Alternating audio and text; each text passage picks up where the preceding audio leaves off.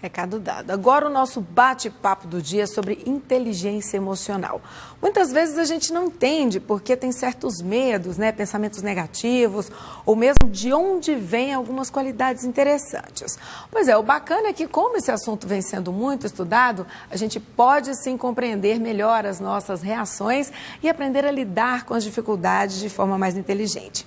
Quem conversa comigo aqui no estúdio é a coach parental Samara Fernandes. Boa tarde, bem-vinda. Boa tarde, Michele. Tudo bem? Boa tarde a todos. Boa tarde. Assim, é um assunto que está sendo bastante comentado recentemente, essa questão da inteligência emocional. O que é a inteligência emocional? Então, vamos lá. É um assunto que realmente está sendo muito comentado, mas afinal, o que é? Toda criança, para desenvolver essa inteligência emocional, Michele, ela precisa, na fase da infância, ela ter sido suprida em algumas necessidades emocionais. E a primeira e a mais importante é o pertencimento. Então, assim, quantos de nós, ao nascer, tivemos essa sensação de sentir pertencente àquela família? E quando a gente cresce e passou pela fase da infância não sentindo pertencente, não sendo nutrido na questão do amor, como a gente gostaria, não sentindo que a gente não podia falar aquilo que a gente sente, essa inteligência emocional, ela fica meio adoecida. Então, assim, a inteligência emocional, ela começa a ser desenvolvida na infância. Na infância. Mas a gente pode trabalhar ela na fase adulta, Claro, né? A notícia boa é que a gente pode sempre estar trabalhando com ela, né? Porque aí vem essa questão dos traumas, essa forma difícil de lidar com algumas situações. A gente vê muitos adultos problemáticos.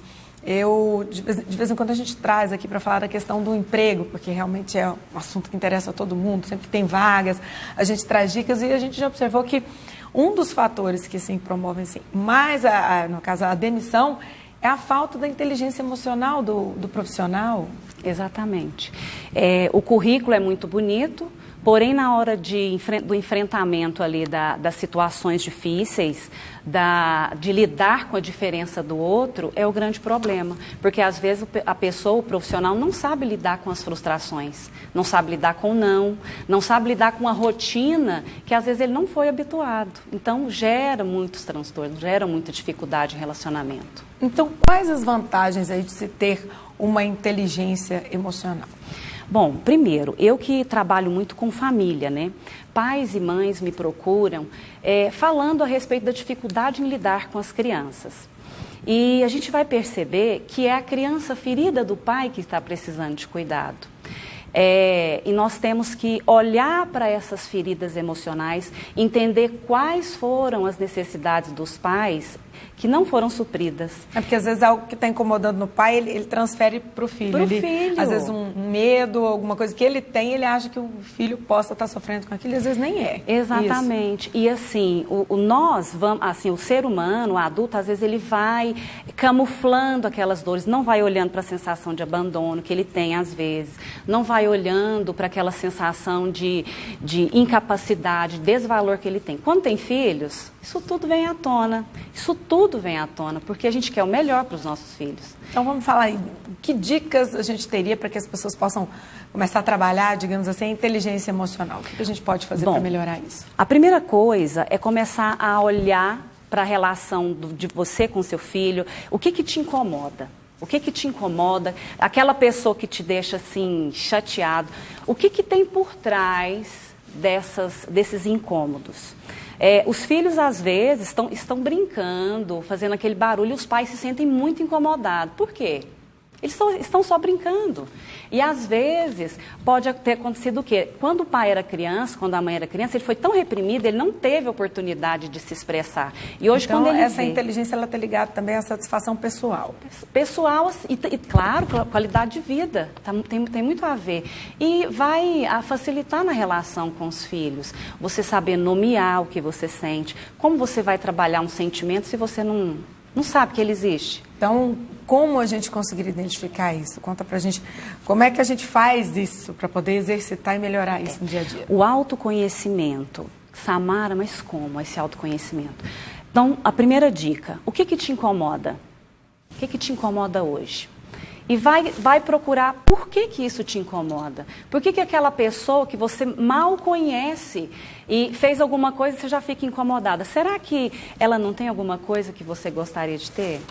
Será que ela não está te mostrando algo que você tem e não quer olhar? Então, primeira dica é isso. Olhe para as suas emoções, principalmente nas relações com filho, companheiro de trabalho. Olhe para você nas relações, como você reage. E essa questão da empatia? Eu me colocar no lugar do outro, isso ajuda? Ajuda muito. As pessoas hoje em dia estão empáticas ou você acha que assim, elas estão muito pouco empáticas? Assim? Apesar de se falar muito de empatia... Você fala muito, você fala em gratidão, humano, empatia, mas como é que as pessoas estão no geral? O ser humano ainda tem muita dificuldade em se colocar no lugar dos outros. O mais fácil é julgar. Então, eu olho para você e eu já faço todo um pré-julgamento. De acordo com o seu conhecimento, o que você acha que sabe, exatamente. Né? Então, se eu vivenciei alguma situação, problema, e depois eu vejo uma pessoa que tem uma característica semelhante, aquela pessoa já não presta, aquela pessoa já vai me deixar, aquela pessoa já não é bacana, porque eu julguei de acordo com o meu filtro. Então, a gente precisa melhorar essa questão da empatia, na prática mesmo. Qual a diferença entre responder e reagir? O responder, você passa por uma situação, problema.